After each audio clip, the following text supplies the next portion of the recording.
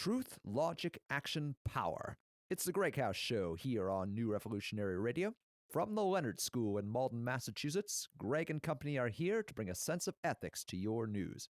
Whether it's politics, activism, or current events, we always seek to inform and never to deceive. Let's start the show. All right, everyone. Welcome to episode 45 of the GreggHoush Show with co-hosts, the amazing Kayla. Oh, I'm amazing now. Amazing Kayla. Oh, I know it. And, of course, as always, Mac. We got the Mac Daddy. It's the back and Mac. He's the Mac-tastic. He's spectacular. He's the Mac truck coming your way. And joining us tonight, good old Anna.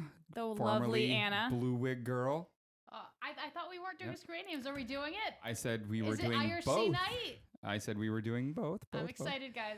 And of course, our in-studio guest, Yay! Consensus. Hey! That was the first name I met this person under. 10 years ago. Now I know him better as David, and so does everyone else. So it's not that big of a deal that I'm saying that. But I met David online when we were still sort of trying to figure out what Anonymous was. Oh, it's a budding romance. And he signed right up and went right for it and did a hell of a lot of work in those early months. So we're gonna reminisce a little here later in the show, but of course we're gonna start off with some more about Trump being an asshole, all of his friends going to jail, and a few other things. The usual at this point as the world crumbles around us. Let's start on a good note. The U.S. Women's hockey team won gold, so suck it, Canada. I believe they're calling it the Miracle on Ice. No, we're pretty good. Women are pretty great. Men are not so much, but Not suck so it, much. Canada. We won. So we got the Canada, indeed. Yeah. We. I'm not allowed in Canada, so like they can suck it I anyways. don't think I'm allowed either. I think I'm I going to have play to. devil's advocate. Why aren't you allowed in defend Canada? Oh, because I have a DUI and that's a felony in Canada, and you actually technically have to request permission. Yeah. But if I wait, I think at minimum 10 years, I can potentially try to sneak in. But Yeah, sure. I mean, it's adding 5 hours to my trip this weekend, where I have to drive around the lakes instead of going across the bridge because you have to hit Canada for like a couple hours there. So I have to literally drive 5 can't extra you hours just put from like a Michigan Nixon back to here. mask on and just say you're part of Trump's team and they'll let you through? Actually, no, Trudeau's not a big fan, so maybe that's not a good idea. Not a good idea. So Use an Obama mask. He loves Obama. The nothing burger that is Mueller's wonderful campaign against Trump, the witch hunt, if you will. Which witch hunt? There's I so know, many. Right? Or as I like to call it, the absolute truth that our current president needs to be impeached and indicted. Has turned up with another 32 counts against Manafort and Gates. Counts against lawyers. They're just Additional counts. We should specify. These are additional counts. Yeah, so these are course. 32 new counts on top of what he was already indicted for. So, a federal judge also ruled that Manafort's proposed bail modifications were unsatisfactory. It's also pretty likely that it was the process of looking into the documentation that he provided. What prompted Mueller to decide to charge him with the second round of counts, which were basically based off of additional criminal activity related to how he proposed modifying his bail agreement. But also, didn't he violate his own modifications? Sure, but I just find it funny that, he basically incriminated himself asking for a bail modification. Well, he just asked for a bail modification that apparently would have used some of the assets he wrongfully acquired, and therefore caused the investigators to look into those a little more. Yeah, and then I think he said he would only be in like 3 locations and immediately violated that. I'm pretty sure I read about that, but also like there's sounds like him. But there's so much that's going on that I might be crossing my T's. I don't know. So on this one specifically, the Mueller team is looking at $16 million in loans that Manafort received from the Federal Savings Bank of Chicago. Oh, this is on top of this. This is something they're the new one to be looking into now. It's this not isn't even the 32 charges. Right. This is stuff they're looking at to become more charges. Yeah. So the loans loans are of interest for several reasons. Let's see, we've got the Federal Savings Bank of Chicago, quote, focuses on affordable mortgages for military veterans. And I mean, is he? No. No, he's And not. Also, there's the fact that even if he was a veteran, it would be a little implausible for, a bank that specializes on affordable mortgages for military veterans to be giving a loan that accounts for more than 5% of their total assets to his LLC, which, shockingly enough, wasn't using them just to get affordable mortgages. Now, the bank was headed by Stephen Kalk, who was part of Trump's Economic Advisory Council during his campaign. So and there's was someone that was thought something to be interesting there. seeking for the position of Secretary of the Army at the time. And it sounds like Manafort might have promised Kalk a position in the cabinet for this. I'm sure we will learn more about that in That the is future another- and find out whether that was actually the case. Yeah, or not. another piece of the investigation there. And the Wall Street Journal has reported that Kalk hoped to become the Secretary of the Army. That is what he wanted. Of course, why and how? This is just more of Manafort's an idiot, and Gates isn't doing much better. No. Well, isn't Gates on the verge of pleading guilty? Maybe, except he's also maybe in the process of firing his lawyers. Yeah. Which sounds like they didn't. It sounds to me, at least, like his lawyers were like, for the love of God, take the plea deal. And he said no. Oh, And they were like, well, in that case, find some lawyers that are willing to go to court for that. There's a couple of notifications I read that made it sound like he was favoring the plea deal and was like close to signing it. That was stuff that his lawyer was saying that he didn't agree with. Oh, okay. So apparently, that's the speculation, because we're hearing that he's in the process of replacing his legal counsel team, and at the same time, we're hearing that he's on the verge of closing a deal with the special counsel. well, yeah, the deal was like way before these new charges. Yeah, so yeah. I feel like the plea deal might be off the table now. That is a I don't possibility. call it a hunch. Well, the counsel that he was bringing in to replace. Well, I don't know that he was bringing him in along with the two older counsel. Has a reputation for being a representative of people turning state's evidence, and then his two prior counsels left. So the reputation of the counselor that was just brought in it fuels Is that he's there when you're Yeah. ready to talk. Yeah. He comes in and makes sure you do that right. Right. Well then, that's another bad sign for Trump and all of his little friends. I really hope he pleads guilty, or to whatever plea deal that they work out, because it almost like solidifies Manafort's guilty. Oh, I mean, there's no way Manafort isn't guilty. I mean, I know we're there's talking no about the way, kind but of it just like crimes to that, me, I just think the funniest thing would be like his right hand man being like, "Oh no, I did it. I did all of it, Mueller. What do you want me? Where do you want me to sign?" I mean, I fully expect that to happen, and then Manafort will do the same thing, and then then it's a matter of who's the highest level person to flip. The buck And the stops answer over is there. almost certainly, Trump Jr. or Kushner. Yeah, at that point, we can hope, but I think it's pretty likely. Also this week, Alex Vanderswan pled guilty. That's an interesting one. Definitely not a name people are going to be familiar with unless they've been hearing Yeah, it because this all the week. headlines have been saying lawyer has. Yeah. Well, also, he's just, until now, he was very much someone that wasn't in the spotlight at all. He's effectively just some random European lawyer as a Dutch citizen, except it's not entirely random because, well, the reason that he was involved in this whole thing in the first place is that Manafort and Gates brought him in to do legal work for the Ukrainian government under Yanukovych. And in fact, he worked on a report that their Department of Justice did about the prosecution and trial of Yulia Tymoshenko, the prime minister of Ukraine before Yanukovych, who Yanukovych had imprisoned on charges of Corruption and abuse of power. Yeah, all that. And then they got, vacated after he fled the country. Yes. So obviously he's not entirely a random citizen since he was involved in that. But the real interesting thing to my mind is the fact that, weirdly enough, he just happens to be the son-in-law of one of the Russian oligarchs. Oh yeah, so German- weird. So German weird. con. Yeah. They had Good old no German con. idea.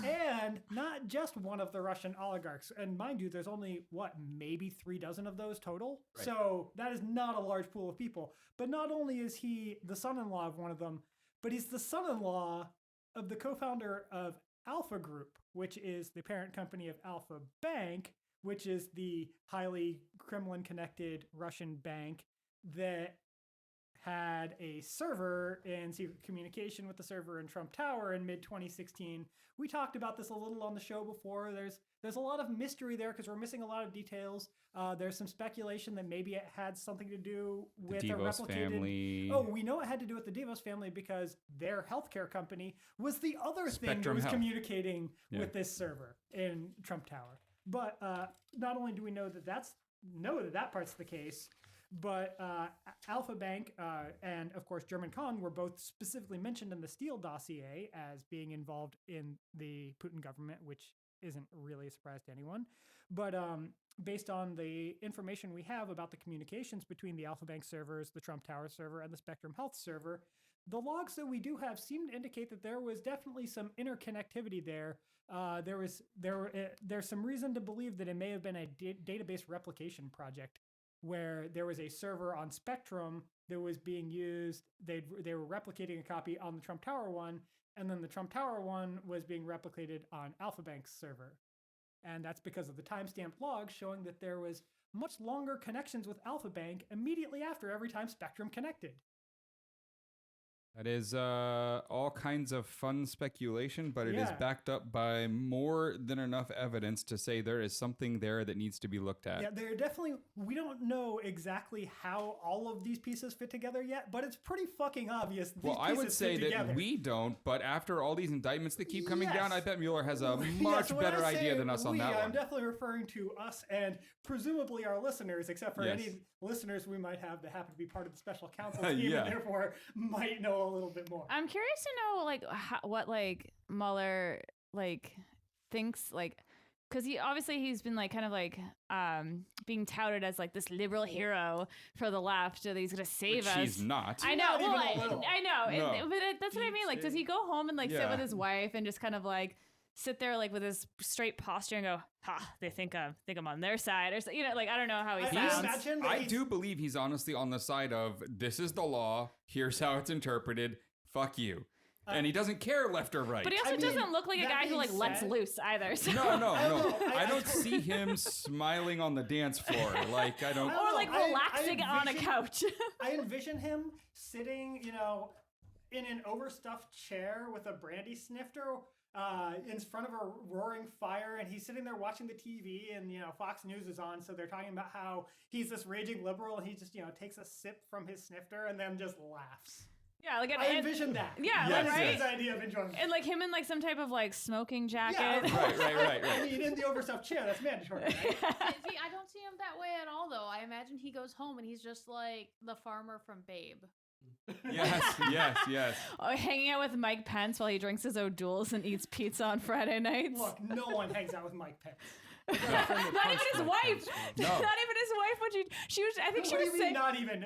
Well, she was the Especially one not. who told the CPAC crowd this morning. She was like, every Friday night he drinks O'Doul's and eats pizza. I didn't see the clip, but I have a feeling she was being like, "Can you get a load of this asshole?" Yeah. I mean, really, the real revelation of that story of hers was the fact that apparently Mike Pence hates Mike Pence almost as much as the rest of us do.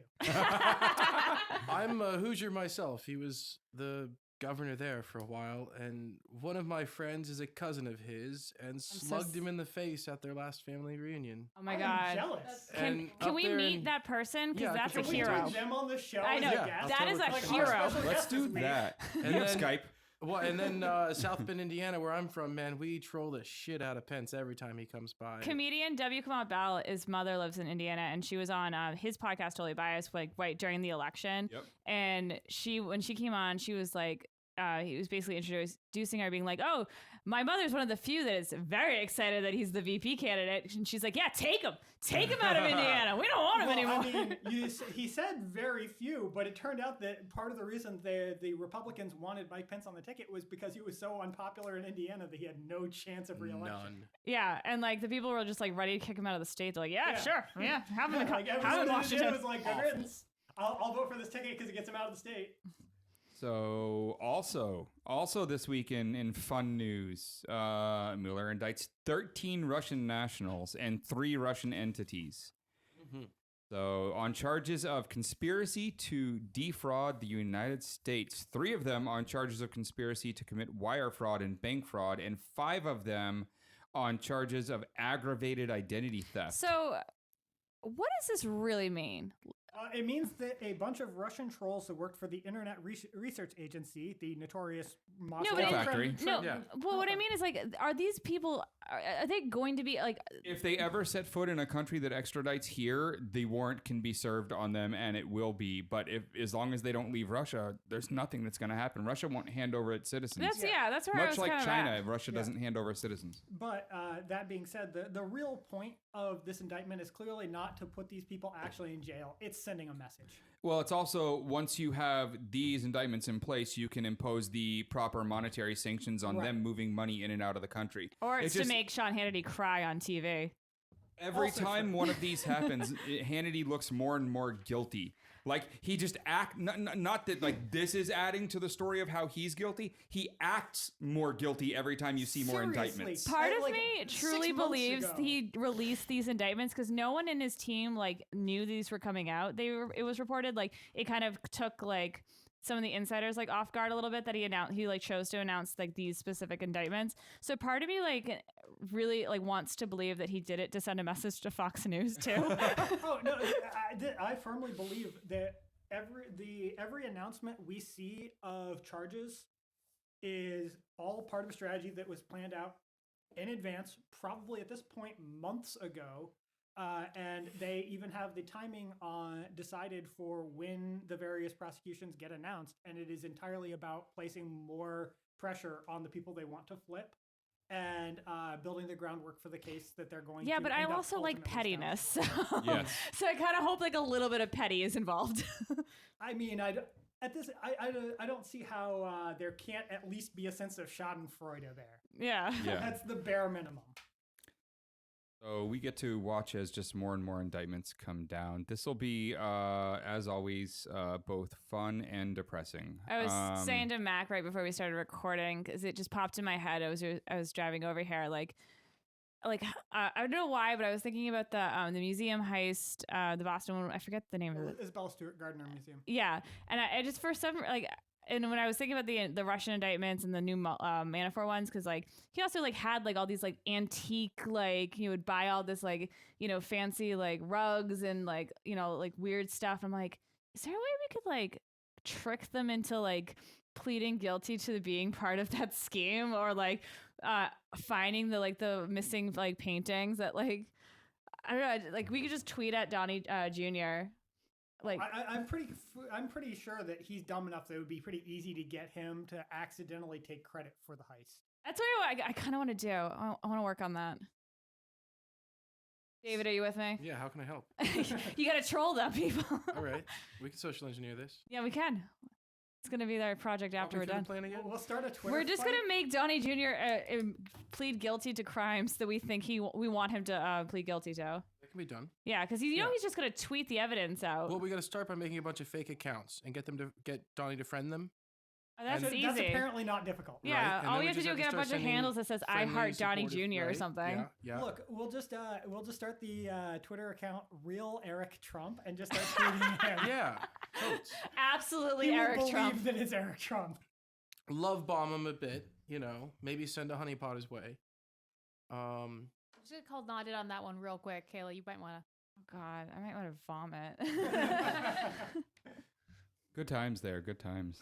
Let's stop talking about vomiting and putting women in those types of positions. And Specify instead, gender. let's move on to an ACLU report on debt slavery.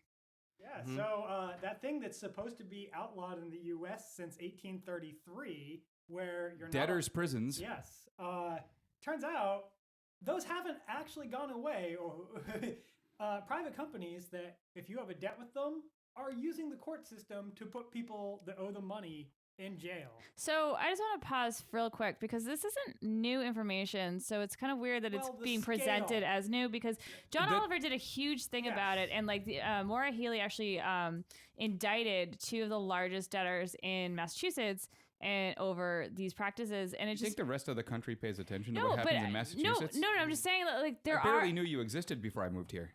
Well, that was because you were like in your Busy 20s doing other stuff. Yeah. But anyways, but like also the idea of debtor's prison has kind of is come out since the the collapse and of the 2008. So it just kind of feels weird that it's being presented as Well, right. They just did a new. lot of research for, not new, but they did a lot of research on the numbers, on what Okay. it looks like, how many people it's affecting, what the various values that people are going, like $28. Someone literally was put in jail over $28. Yeah, I believe So- it. And part of these reasons why they debtors prisons are becoming more popular is because of a bill that Debbie Wasserman Schultz The horrible, Sponsored horrible, and horrible makes Debbie money from. Wasserman Schultz. I What's can't that? wait for the news of her death. We probably should cut that. I didn't tell anyone to do anything to I her. wish I'm it- merely stating I will read that newspaper article with a smile. She is a horrible human being. But yeah, no, Active defender of the payday loan industry. Fuck. Right? yeah, no, and so that's why it's just You I don't don't know, cut that one. because it just feels a little awkward because I very much remember when she proposed a similar legislation of how she ruined Florida and spearheaded in Florida into Congress And in the somehow House. they thought this was a good idea. And she was all for it. And like people were in Florida were literally going like to jail over $20. Yeah. So we'll link to that report so more people can read up, see all the wonderful information, see whose fault it is for anyone who wants to. I will say that when it comes, if you do get hit with like a debt collector, they have to prove the debt. So you don't respond to anything. You say, "Give me the documents. Prove you own this debt." Because a majority of those debt collectors are trying to collect debts that they cannot collect on legally. And a lot of times people end up going into default is because they don't understand their rights. There's a lot of law firms, that do these on they do like a class action size cases for these. So it's like if you do get hit with any type of debt collection lawsuit, you have a lot of rights. They probably have very little information on what they're trying to ask you for. And a lot of times you can settle for like, if you even have to pay it, you can settle for like a fraction of what they claim you owe. Debt Absolutely. collection in the United States is, in the best case scenario, very little better than a scam. Yeah. Oh, it's absolutely a scam. And actually, fun fact, 90% of the time, Salem, it's just a scam. Salem District Court, Small Claims Court in Salem, Massachusetts, in Essex County, was the first to pick up on the widespread of debt collectors filing just mass lawsuits and compiled all of the suits being filed by the same names and like with different signatures somehow, and sent it to Eric Holder during the Obama administration, and the DOJ declined to review. Good times. Thank you, Eric Holder. But he got fired, so or well, he was given the chance to quit. So that was fun to find out. So if anyone paid attention yesterday, you got to watch Marco Rubio dance on stage oh my around God. all of the questions asked by various survivors of Parkland, Florida's mass shooting. U.S. Rep Ted Deutsch was there too, and Bill Nelson, and they took questions from students, from parents, teachers about NRA domestic terrorist Dana control. Loesch, and the sheriff, Yep. Sheriff Israel. I forget his first name. So one of the best was when Cameron Caskey, a junior from the school, asked Rubio if he would turn down NRA money.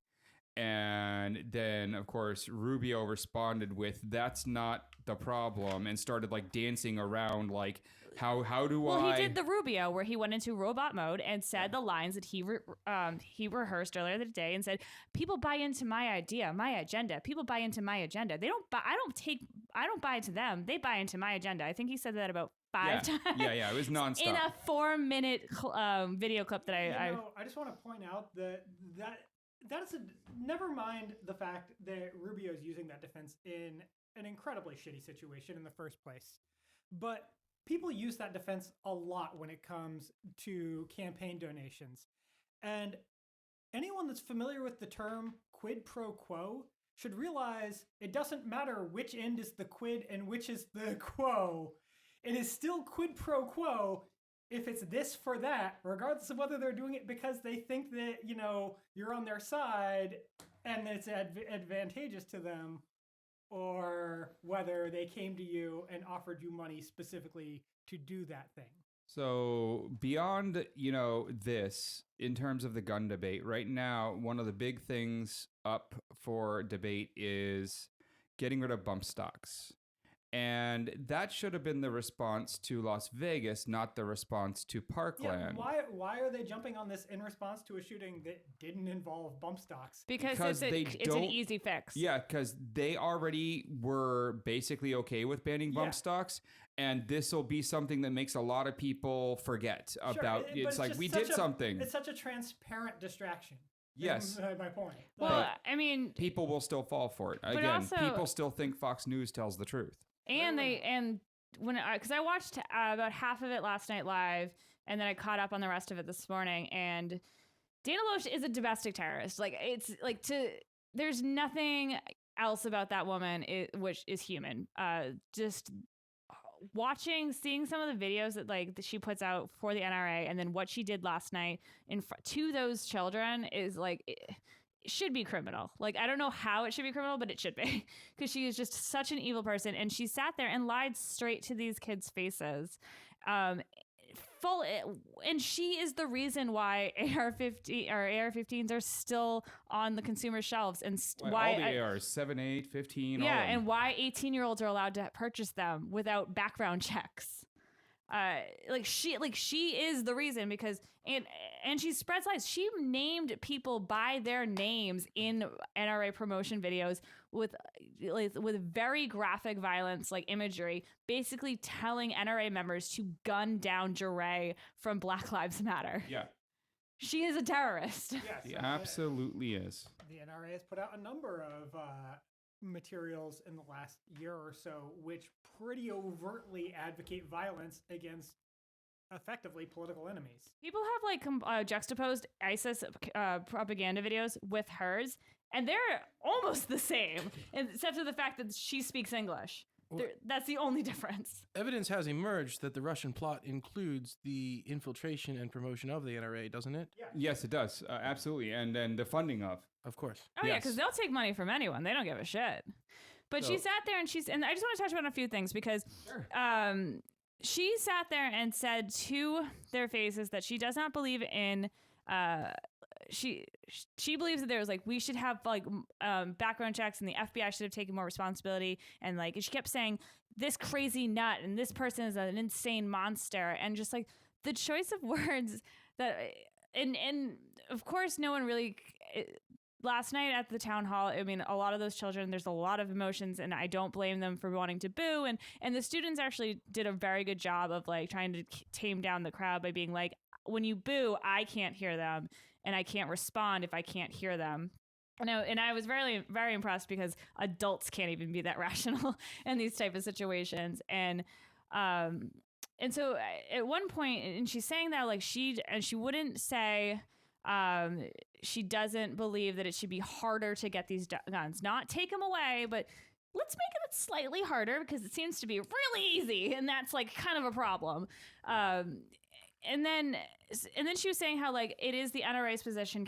She kept saying that she was put there to speak for the NRA. It is the NRA's position that they support background checks. Well, on their website right now, it says they do not support universal background checks. Also, literally anytime there is any sort of bill about any kind of gun control whatsoever, regardless of what kind, the NRA opposes it Absolutely. They're categorically. like on their website and like on it says they oppose all regulations and Yeah. all gun control measures. And then I was talking to the engineer Rob here right before the show, and there was a Comedy Central special that Jordan Klepper put out like a year ago now called Jordan Klepper Solves Guns, and in it like he touched upon a thing that like I think I've only heard him talk about when it comes to the gun control debate. Right now, the ATF cannot use electronics when processing gun applications. Yeah. Because of a federal law that the NRA lobbied for in 1970s, I believe, that says nothing that is capable of creating electronic database for firearms is allowed. Yeah, all the rules that were so that the government couldn't catalog your guns so they could come take them later are those laws that were written specifically about that are just used to keep them from being able to do their jobs. Exactly. So they're not allowed to use computers while processing applications. So when it comes to the gun control debate, let's start right there. Let's repeal that law and let them use Excel spreadsheets. Right now they cannot use Excel spreadsheets. Or Palantir. Yes. So absolutely, there is a lot to be done there, and there is even more motion going on now. I just feel that, they're going to play the game of giving us little things like the bump stocks that they think solves the problem. And it's going to make enough people happy that some kind of change happened, that the pressure dies down enough that they don't give us anything big. Despite the fact that statistically it makes zero difference. But I in also the outcome. don't Correct. think the pressure might die down this time because those kids are rightfully pissed. Sure, and we've got a nonprofit now that out of Parkland that's being run that now has millions in funding, starting with George Clooney and Amal Clooney. They donated $500,000 to this right after the nonprofit was formed.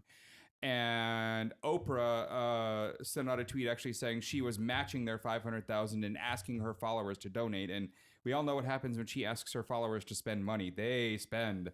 So there is a very well-funded nonprofit basically in the hands of people from Parkland where this just happened that's about to start hitting hard on this one. And it's got the money to spend. Not just so we'll the see money, what they accomplish, but they have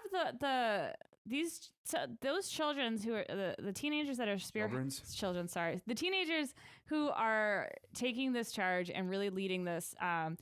They're doing it in such a way that we have not seen before, and I really they don't want your thoughts and prayers. Exactly, and they also don't care about your money. They want to see your action. And then one of the great things when that the teenager Cameron Cassie when he confronted Rubio, he goes, I bet you all of the people here in this room can match the NRA donation, the $3 million the NRA has given you over the years. I bet you collectively we can give you the same amount if you today tell us that you will refuse to take NRA money. And that's true. That was not one of the canned questions he was supposed to ask. No. And so it's just the fact that they're so articulate and so but they're also thinking and listening at the same time. So it's he was able to hear what Rubio was posturing on and to be like, no, I'm going to call your bluff here. Yeah. So I really respect the fact that these kids, they know what they're doing. Who knows? Maybe this time we actually get a little more change. I'm not feeling it. So Trump a couple days ago said that he started talking about the teachers possibly being armed thing. Oh, he said you offered today bonuses. Yeah, and then today he said, I never said that. But here's the problem with teachers being armed. It is this statistic that bothers me higher than anything else that is wrong with that side of the debate. That even the highest trained police officers of the New York PD, which is what this report is based on, the highest trained in response to active shooting situations, the highest trained New York police officer hits the target 18% of the time, meaning that someone way more trained than any teacher could ever be can only hit at 18%. And you want to put that gun in the hands of someone in a classroom? Not to mention that it came out today there was an armed officer who was he was scheduled to be on campus at Parkland High School, and he stayed outside because he knew that his handgun was no match for an AR-15. I mean, half the prominent school shootings you can name had an armed security person on the school grounds at the time of the shooting, including, as I recall, Columbine. The one, the original one that everyone remembers, had an armed guard there. That Oregon college. Yep. I mean, there was plenty of students who were armed at that time, and they even said, they're like, first of all, my gun is no match for it, and also if the police show up, I'm getting shot. I mean, also, it doesn't okay, imagine you've got a bunch of people out there with guns that could potentially get involved. Suddenly there's a gun battle, and odds are half or more of the people that could get involved that are armed don't know who started the gun battle. Yeah. You are just another participant at that point. And at that time, when the police show up, you're a guy with a gun. They don't know who you are. And also, again, going back to that, these highly trained cops hit their target 18% of the time. Some random guy in a gun battle who doesn't have that level of training, and there are other people around, what's more likely? They're going to hit the person that's actually the active shooter, or that some random civilian's going to get hit by a misaimed shot? Also, when there's way more of the random civilians. But we also just took away a teacher's $250 tax exempt for school supplies. Now all of a sudden we can afford to give them guns? Well, now, do guns count as school supplies? Yeah, at that point, don't they? I mean, yeah. Anyways, beyond all that, we're just going to have to wait and see what happens with these kids and what they're able to pull off. But, if anyone wants to read one of the, hero stories of this event, if you haven't seen it already, you should look up and read about what Anthony Borges did. This kid, this 15-year-old, saw it happening, heard the gunshots, screamed at all the other kids in the classroom he was in to get to the other side of the room and flip the desks over, ran to the door where the shooter was, locked it in the guy's face, held the door shut with his own body while he opened fire on the door, took 5 bullets keeping that door shut until the shooter moved on, saving the other 20 kids in that classroom from any harm. Not one of them got hit. Well, what's the saddest He part? survived, but barely afterward. Oh, good. And there's some interesting pictures of police officers who were first on the scene now visiting him at the hospital. Well, so what they were saying after, after it all, he was in custody and they were, cleaning it up. They said a lot of the students knew what to do, and especially for that specific one, because of the active shooter drills that they have to do. Yeah. But it's just a sobering thought that well, it's just the fact that these kids are the now. laugh was in pain. I can't believe. But also these kids are more trained in chaotic massacres than than we ever should be, and then police officers. A lot of police officers wouldn't know how to react that way. Yeah. So, wow. I'm sure we'll learn a lot more as this all unfolds, and we'll talk more about what's going on. We have a YouTube channel coming up with a lot of material, and one of our first kind of big things we're doing is some of the video related to this, some of the more important speeches being given. Really putting a lot of that information together for everyone to see if you haven't already. And we'll have all of that up over the weekend. And the kids are planning a march on April 20th? So there is an April 20th, but March 24th is the actual big one that's being planned by March that 24th. nonprofit. Okay. There are two things, because in Massachusetts we don't have the kids in elementary and high schools on April 20th. So the March 24th date was one that worked for everybody. Well, I know the Parkland students started. They can. I think March 24th is one that Parkland students are doing too. Yes. The date that was April 20th was thrown around because it was an anniversary, and then people were looking at the school schedules and wait, we can't walk out on vacation week. But there is a walkout that's going to be scheduled for March 14th, which is a day when most kids are going to be in schools. Yeah, that's by the Women's March, I believe, too, right? The Women's March people are assisting. This is a student-led thing because it's their gotta cause. be. We can't go in and tell them what they should be doing. I think in some ways that is the most impressive thing about this. I don't know about everybody else, but I was in high school during Columbine. This school shootings are normal. It's horrible, but it's what I grew up with. It is normal to me. It's what these kids are growing up with. This was what, the 19th one of this year. And so the news about Parkland hit, and it did not affect me because, like, yep, that happened. That's a thing that happens. Buses fall off of, ravines in India. It's a thing that happens. Yes, it's sad, I'm sure, but it didn't hit me until all these kids decided, no, fuck that. We are going to burn the world to the ground. We are going to fix this problem, and turned this bad thing into a catalyst for action.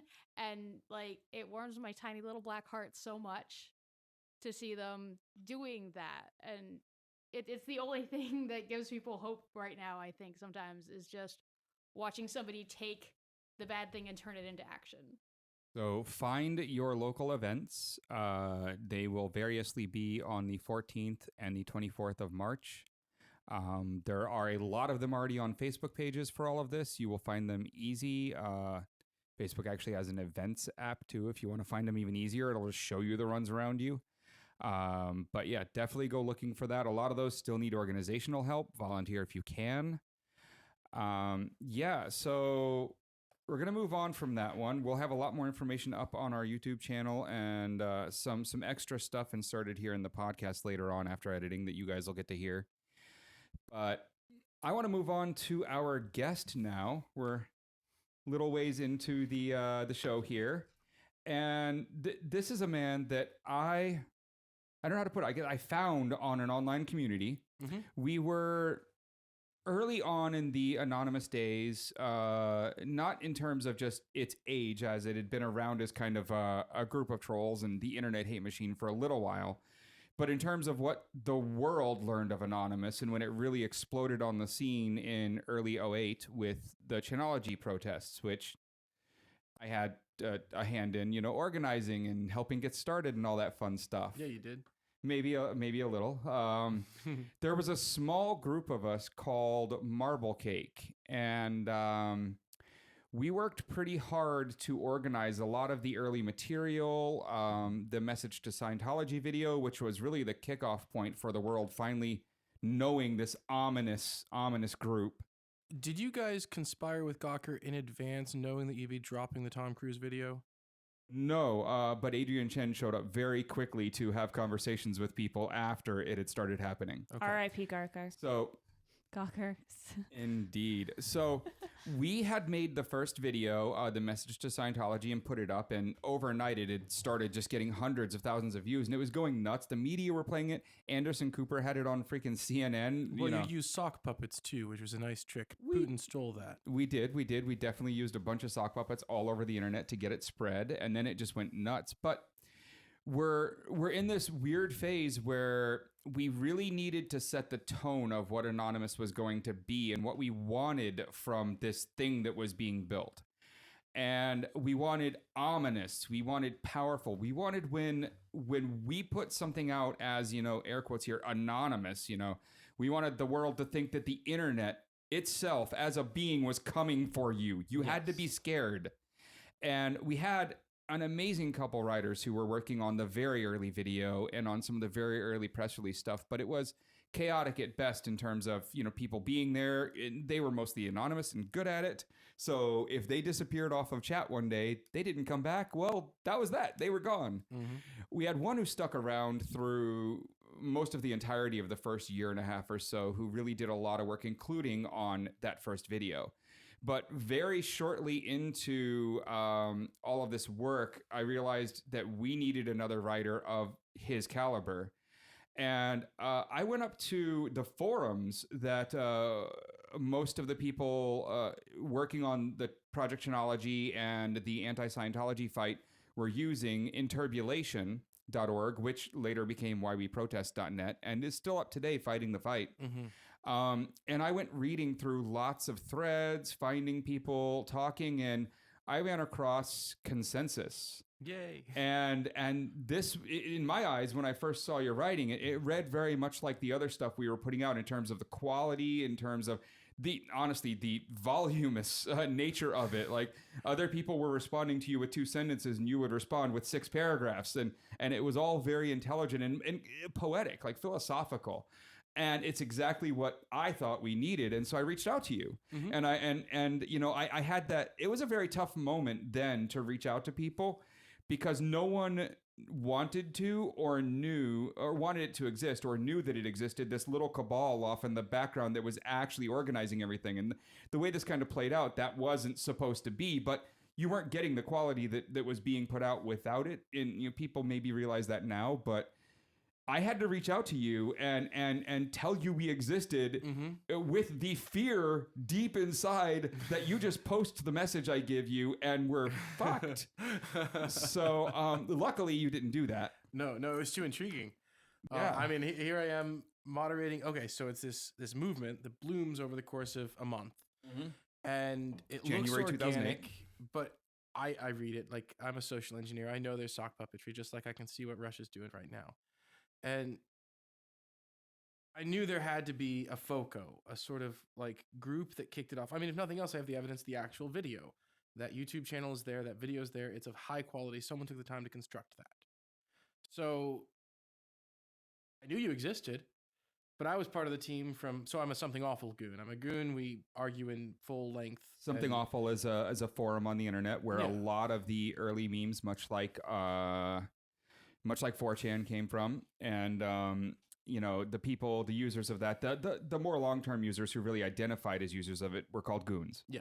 And we have stairs in our house. Yes. And so 3 goons, Tamfex, myself, and LE created Inturbulation.org, which was kind of a Something Awful style message board because we're old and we don't know what an image board is. And we don't know how to use it. Oh, that's like you put it on your wall and you cut out things from magazines. That's a vision board. That's a vision board. Oh, never mind. But the thing is, we had to come up with a moderation policy because we're getting some of the craziest people on the internet from several different sides, and we have to come up with a moderation policy. And LE and Tamfex are really back end, so we had to recruit some moderators and figure out how to keep people on task and motivated. And we definitely have trolls using wedge attacks that are sent by Scientology, people with sock puppet accounts trying to cause trouble. And yeah. Wait, so like real sock puppets? Sometimes. No, it's an account. Like you've got an account on a forum and you want to have a thread that goes your way. You also have 5 other accounts that aren't you, but they're actually you controlling them. And you just keep logging into all these different accounts to agree with yourself. So it looks like more people are agreeing in the conversation with you. That would be using sock puppets. That's what the terminology means. You do have to be skilled at it because if you're not, it just looks really pathetic. And also, if you're really bad at it, you sometimes make the mistake of forgetting to log out before you respond to yourself again, and then everyone sees that you're using sock puppets. So like all of the fake Trump Twitter accounts? Yeah. Sock puppets, yes. Okay. Same technique. Yeah, absolutely. It definitely forged in the fire of 4chan and Something Awful was the sock puppetry. These are weird. Like these terms that you're using, it's just like they sound so weird to me because I don't know, just like how the internet is right now. It's weird because, not to out anybody, but Kayla's the only person in this room who never fucked around as an anon. That's not outing me. Like I will tell you, I don't know how to use computers. Right, but that's outing everyone else in the room as having done that. Using computers? I think you guys use computers every day. Doing the anon stuff. Oh, well, I didn't say that. She did. So, I reached out and I basically told you I need some more writing. We're over here. If you come talk to me a little more, I'll give you a little more information, but I don't want to just send it in the private message. You walked me through the SSL security for an IRC server. Yes. Yeah. Yes, I got you on a little more secure than the average user, but only a little. I mean, we all know SSL, especially its faults back then before a lot of fixes in the last couple years. And I got you into a little bit of a side channel. And after, a little bit of talking and then telling everyone you were on your way in, brought you into the main channel where we were all actually organizing everything. Yeah. And I was working full time at the time, the front desk of the hotel, the Morris Inn on Notre Dame campus. Yes, I remember this. So I was sitting there by a So computer. you were doing a lot of stuff on the job. You were As- working real hard. I Right, did, I did right. all of this on the job. Like, As yeah. long as I made sure the guest was happy, they'd turn around and leave me alone, and then I could have all my free time. So I got really good at customer service. Also, Complimentary people that work at breakfast over hotel there. front desks have a lot of free time. They Yeah. sure do. And then what was the first one? You worked on the third video we put out, the actual, not the call to arms, but the code of conduct. Didn't you help with that? Or was I it? think I did. I don't actually remember any of the videos. It was so early. It was so fast paced. But yeah, no, because I remember we got into an argument with the guy who came in yelling at how we were sending non-protesters out to protest, and we needed to put out that video telling them exactly what they shouldn't do before they go and throw a brick through the window at a Scientology building. Aha, yeah. And that's when we started crafting the code of conduct video to prepare for that, hoping that people would listen to us and, not show up with even down to like not showing up with your pocket knife. It's a protest against people who are trained to aggravate you enough to attack them so they can then sue you. Well, and unlike Occupy, where we kind of defiantly insisted on occupying space we didn't have permission to be on, we made sure as part of our standard protocol to contact the police, get all prior authorizations to do everything the legal route as we were setting up the first global flash mob in world history. Yeah. Accidentally. It would have been better if you guys did like a flash dance style mob and you There coordinate. was a lot of dancing. There but was like a lot of choreographed dancing because everyone likes a flash mob. always Have you enjoy met those. the internet? We're not that good at things. No. Yeah, I have. For then nearly a solid year, we worked together on press releases, on content for websites, on even a couple times where I was doing interviews that I really knew I needed to talk about something important. You actually wrote some of the text that I kind of ingested to get the terminology I wanted to use down and get some of my messaging right. I mean, you were very key to the tone at which people now, understood Anonymous by. Oh, well, thank you. And it's just the truth. I mean, you were there writing the content people were reading, and sure, there were a few other writers with us, but when I look back at like the archive of various press releases that went out, of the, I think 25 I counted going out in the first year of its existence, 14 of them had paragraphs by you in them. Aha. And, that's an overwhelming number. I mean, all of those had the touch of the other person who I don't think wants his handle mentioned, so I'm just not gonna. All right. But I think you know who I'm talking about. And then He's the very rest secretive. were Well, it's all... interesting because he was before me, and I'm kind of quasi-secretive, and then Barrett Brown came in. And just didn't give a shit. And he was like, name fag. Yeah, just right out there. Trigger warning. Sorry. Yeah, so everything back then, especially coming from 4chan, had that wonderful trigger word on the end of it. So if you used your real name, were not anonymous, you were a name fag. If you were doing things that weren't for just the lulz, if you weren't doing it for fun, but you actually cared about the cause that was currently being fought for, you were a moral fag. There were tons of these terms, and it was not meant to be derogatory to gay people. It was an incredibly LGBT-friendly community. Yeah, it was, I mean, I think the first 10 trans really. people I knew that were actually trans, I met in this community using that terminology. Yeah. Well, that's true. We did also have a real problem with like the ironic racism and the ironic homophobic stuff Sure. covering up the people who were actually shit-heels. Yes. Yeah, because like one of them is like Is now Weave, the Yeah. CTO of Daily Stormer. And he was in Marble Cake, apparently. I don't He remember was in him. Marble Cape a couple times, and both times he really did any stints there. He tried to convince us to do very, very bad things like firebombing He was churches. literally in there just spamming firebomb the building, like Yeah, filling yeah. the entire. Oh chat yeah. No, he window wrote a with that. script to tell us that one. It didn't he get a swastika tattoo? did. He's a horrible human being. So like I and- feel like that's like a red flag. Yeah. Yeah, but that was like literally in the last couple of years. We're talking a decade I ago. thought that was a while No, ago. well, Well, back so when- much of this foreshadows. I mean, the last time you and I met was a decade ago on the National Mall, and we watched a bunch of betards swastika. Yes. I'm sorry, what? that Google is Translate. that is a thing where people from 4chan, specifically mostly people from /poll, which is the politically incorrect board, will lay on the ground in the shape of a swastika. I love how people who say politically incorrect only do it to be racist and like homophobic. Yeah, totally. It's like, wow, you're so original. I know. So they did that on the National Mall, and Wow, those guys, watching that super happen cool. was the first time I actually met Consensus here. That was we were standing next to each other watching it, like, okay, that's happening, great, good. Yeah, I hope the news cameras are pointing the other way. Right. You're like, I thought we beat the Nazis in World War II. Yeah, I mean, they did it simply to enrage people, not because well, maybe one or two meant it, but the rest of them were just there because they thought it was funny to piss people off. And Wow, those people are the best. I know, right? That's great people. That swastika is, to me, the butterfly flapping its wings that grew into the current Nazi movement.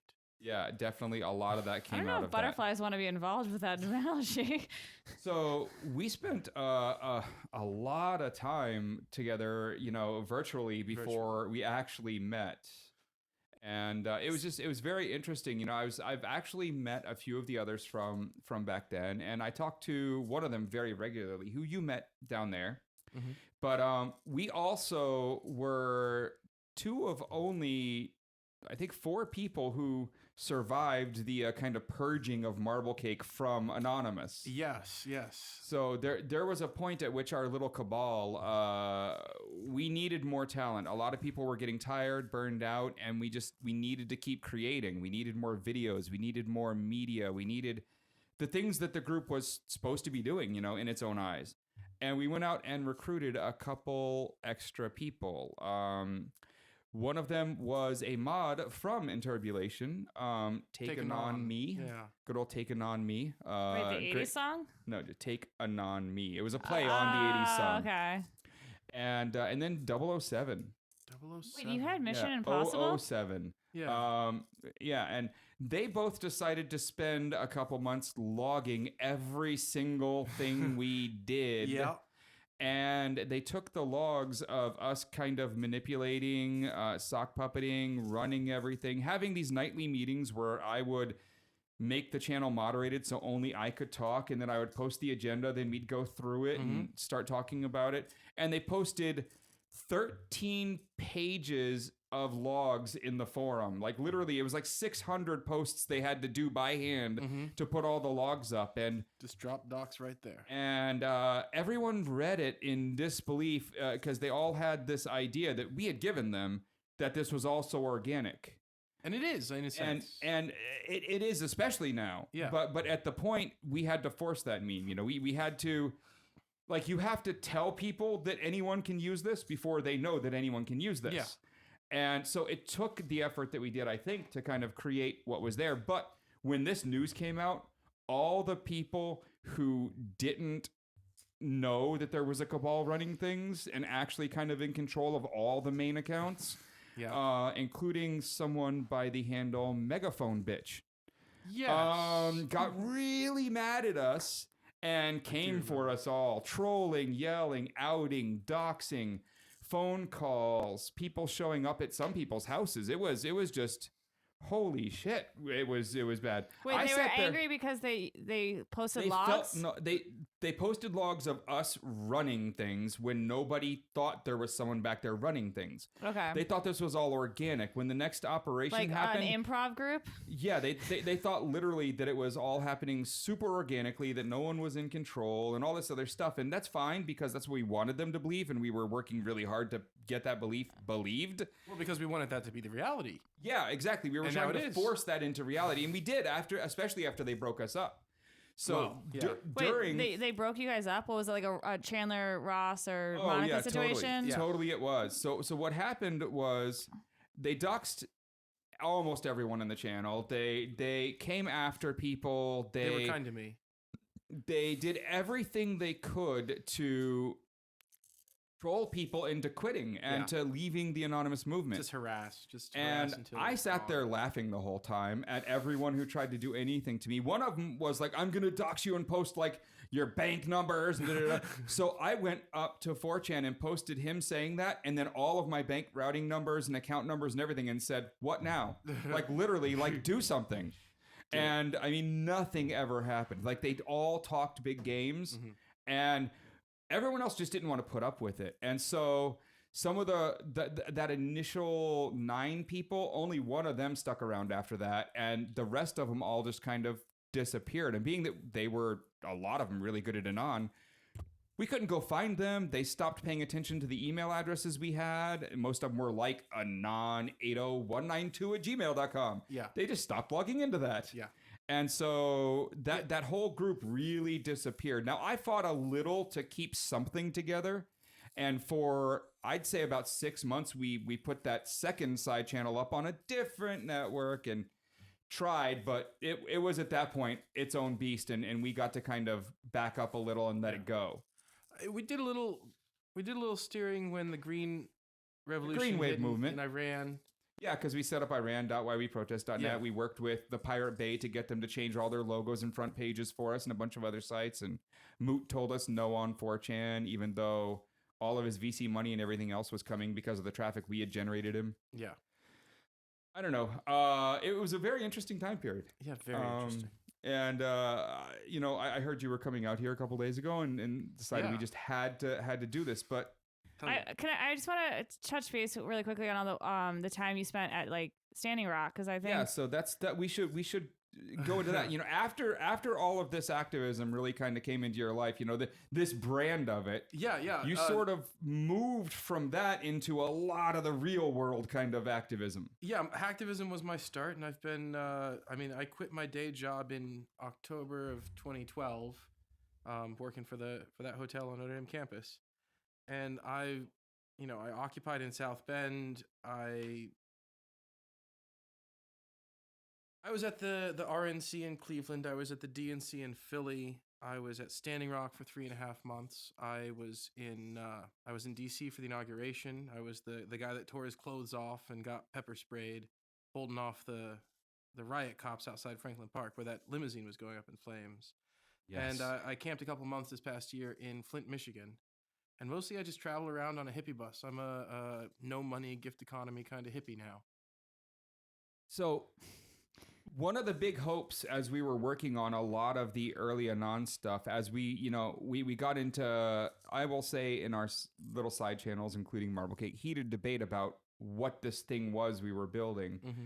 Was it just to generate media for causes, or was it gonna burn down the world, or what were we doing? And one of the big arguments that I really loved, which came out of one of the French guys, was this idea that we were activating a lot of youth that would leave this movement and move on to everything from politics to on the ground, anarchist movements, like in everything in between, but that they weren't going to go get a day job at some office now. They'd figured out that, there's more to this, and they were going to go fight. Mm-hmm.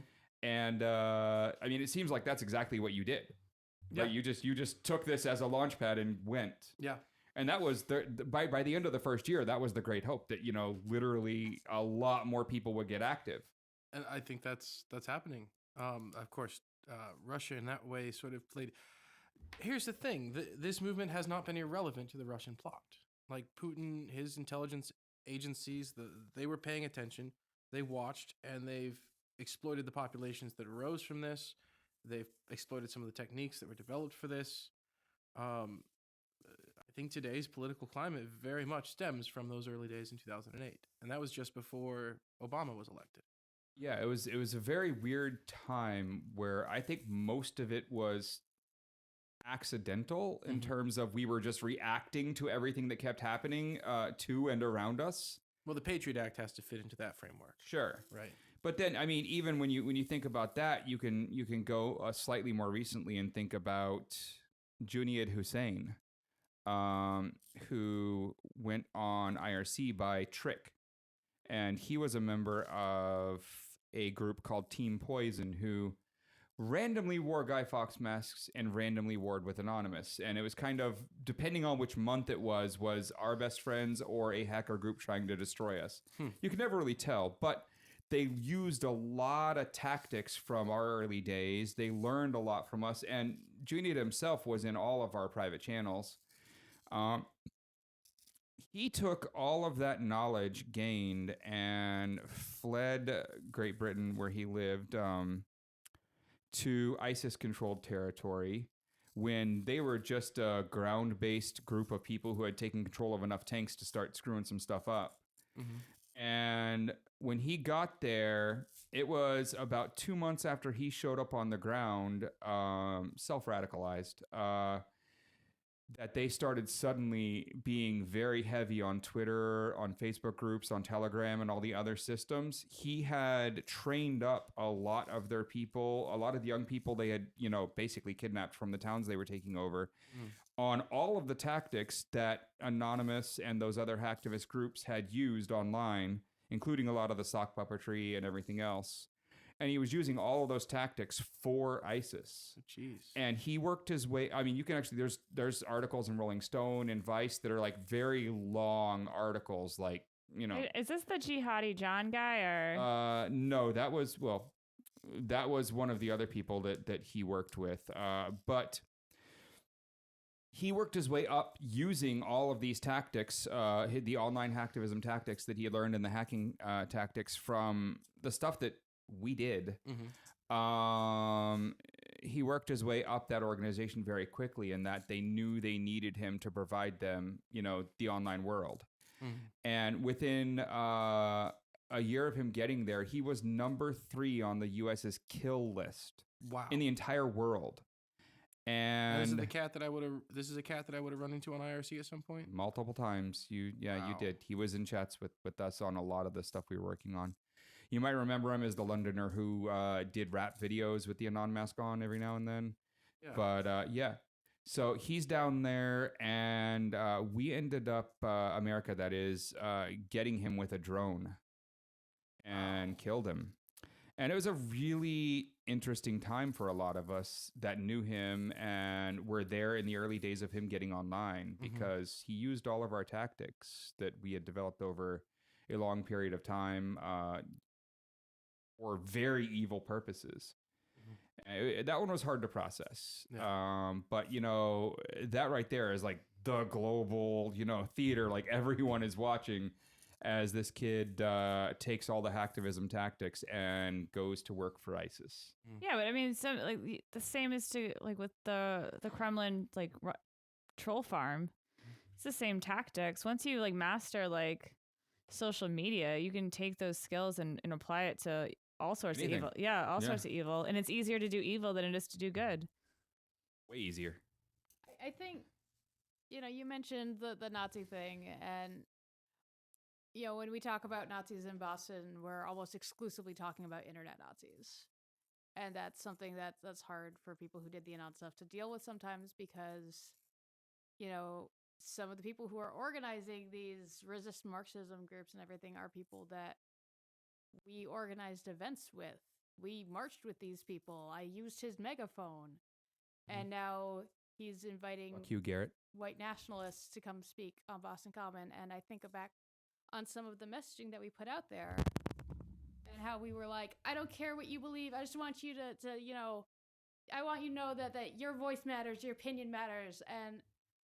And it kind of feels impossibly naive now. I do actually care what you think. On second thought, no, your opinion was trash. Shut up. Yeah, but I mean, I feel like a lot of this is it's like a snowball effect where it's like they're parallel entities just rapidly accelerating, but they're also going into the same direction, and then they combine with the Fox News propaganda that all of a sudden just kind of took flight and has just become rapidly just Nazi extremism as well, and they are taking advantage of the Russian bots now with the whole hashtag release the memo that they Well, here's the thing about Russia. They actually gave some of our people a platform to voice our concerns with, because they don't care if they're promoting legitimate beef with the U.S. government or crazies. They don't care. They just want people arguing.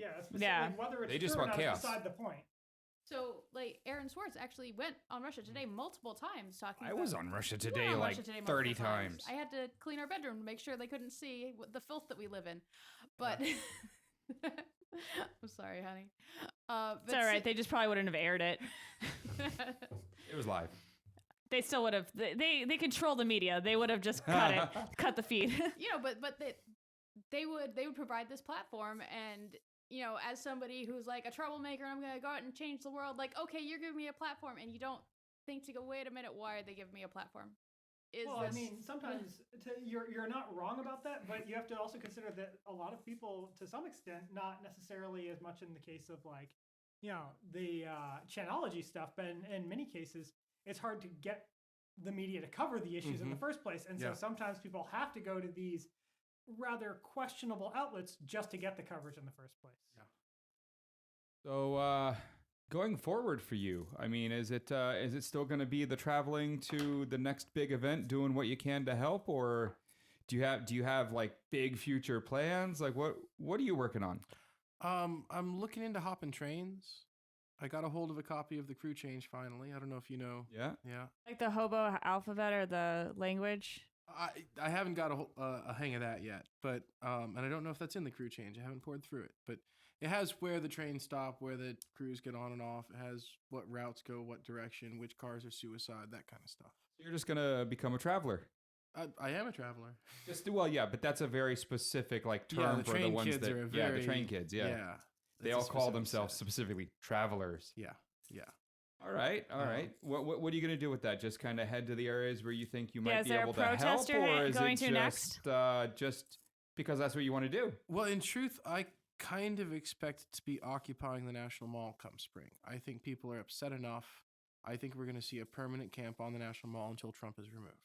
When Why weather the gets National nice. Mall? Sorry, I was thinking Mall of America for some reason. Never mind. No. Never No. mind. No. National Mall makes sense. National Mall makes sense. The bonus army in the interwar period camped on the National Mall Yeah. and got their skulls cracked. Yes. they did. Ouch. so is your goal to get your skull cracked, or do you have a different plan? I think under these conditions, if I tear my clothes off right, I won't get my skull cracked.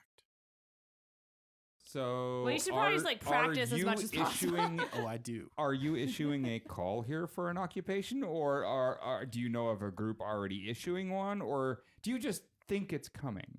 I think it's coming, and I wander around telling everybody I meet that I think it's coming in the hopes that the So call in will your own emerge. traveler kind of way, you are sowing the seeds. Yes. This is So one of the you things want it that- to happen, so you're trying to make it happen. I think it would be wise if it happened. All right, you heard it first. Okay, everyone, let's make that happen then. Yeah, let's fuck do yeah. this. Okay, got it. So I think everyone knows some things I might be working on in the near future. Then let's make that happen. Well, like, can we pick like nice warm summer month? Because like Yes. I'm like a fair weather You protester. start in early spring. Well, and early then spring, 'cause work Yeah, your way like up. I mean, work I'm your like way a up. playoffs like protester where but like I'm from like I Texas, like, can't give me commit to like 105, all the yeah. months, but like the nice ones I can do. Yeah. All right, so so that's what the future looks like. All right, we'll see here. I guess that's it. You're taking off for the trains. You are hoping to occupy DC. Yeah. People don't have any specific place they can find you in terms of the real world, but if anyone wants to talk to you, how do they get a hold of you? Facebook's my best platform. David Guthrie, David like the statue, Guthrie like Arlo or Woody from Indiana, South Bend. But no relations. No relation. Well, I mean, we're all related. Indeed. So you do a lot of cool Creative Commons stuff that you put out there for the world, like your photography and everything else. So Yeah, I carry a mirrorless Sony NEX5N, which has the really insanely good dynamic range, with some antique Nikon glass, a 50mm 1.4 and a 135 2.8. And there's a lot of good photographs out there from David here. Yeah, marching with the black bloc, camping at Standing Rock, I was at the RNC, I was at the DNC with this device, taking pictures. It's all online.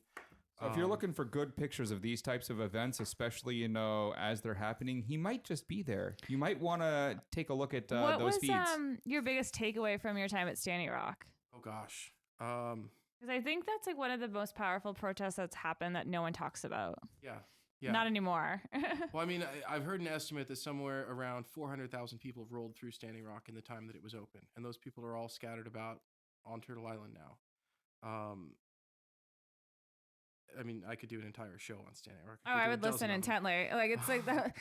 That was like one of those protesters like that. I was like so like enamored by, but like I was like mortified at the same time for these people because they were up against like extreme weather conditions like already because it's like North Dakota.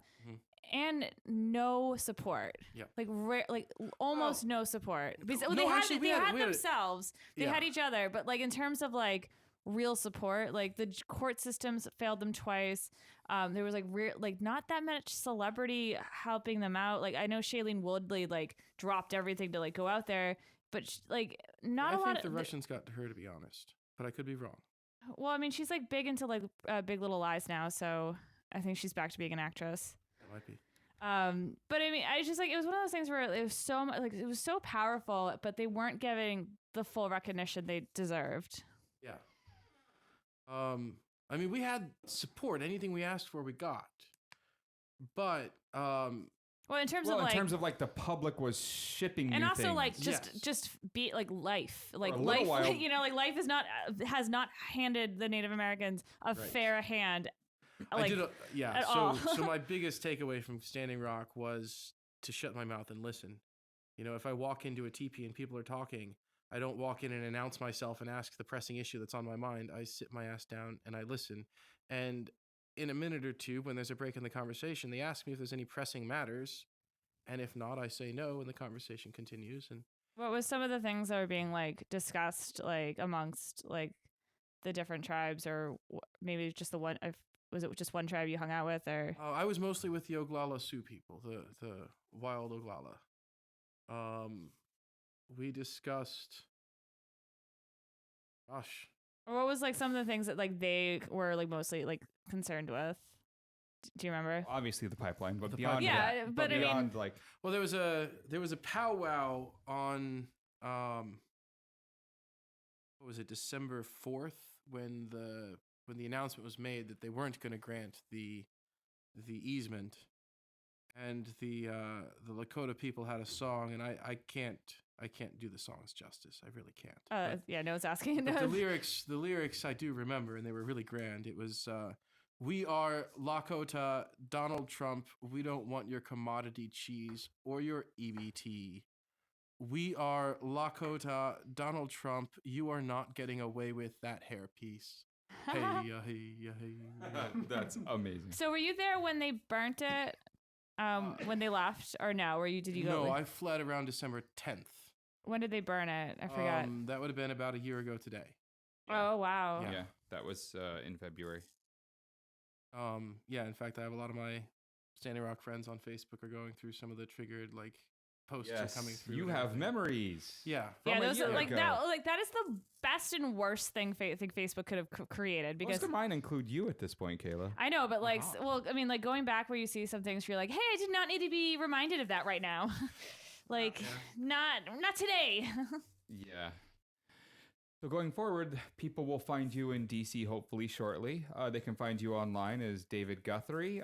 They can find your pictures online. I would go and- through my Facebook. Some of them are there. Some of them are up on my Flickr. You'll find the link.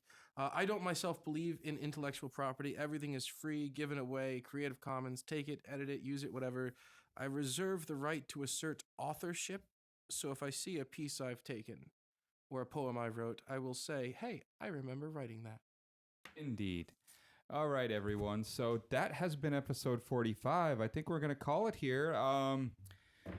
Good hour in, and I think that was a fun episode. I'm really, really happy you came out, David. Thanks. I'm glad I did too. Let's do this again. We definitely should. We'll and be you know, here every we can Thursday actually recording. do this remotely too. So we should have an episode where we get a few more of the old team back together. Well, I'd like that. I We will need to organize. improve and upgrade some of my equipment, and having no money, that comes down to my audience, I'm afraid. Indeed. So, So you Venmo have, him if you can. You have, I believe, a PayPal that you Yeah, I take do donations actually have on, a or do you PayPal. have anything specific My- besides that, like a way they can get to it? I think the Not link like is a on my GoFundMe Facebook page, as but well. like- I'm Do you have planning a on link on setting your up a Facebook? GoFundMe. Yeah, there's a link. It's paypal.me/South Bend Renaissance. South Bend is the city I'm from. No one can spell Renaissance. This is R-E- America. And And AISANCE. There you go. 2 N's, 1 S. Remember, this is Trump's and two America. S's. No I one, think it's no one one and spells. two See, you S's. can't even spell it. It's like, no. One What and are you two doing with S's. that URL? Yeah, 1 and 2 S's. Google it. Yeah, go to Google his will sort Facebook that page out. if you want to help him in all his fun travels. And maybe pay a little to keep all of these really good photographs of these big historical events coming down for free. All right, everyone. Episode 45 done and done. Good night. Yay. Good night. The GreggHoush Show was created by GreggHoush, executive produced by co-host Eric Gaures, and co-hosted by Kayla Avery. Other contributors include producer and writer Anna Jeffrey, co-host producer David McGuffin, and writer-engineer Robert Tortora. Theme music for this show was produced and recorded by Geneva de Colbert. Our interns include co-host Casey McLaughlin, writer-engineer Alec Greeny, writer Maddie LoCicero, and associate producer, writer, and announcer William Kennedy. You're listening to New Revolutionary Radio, your call to action.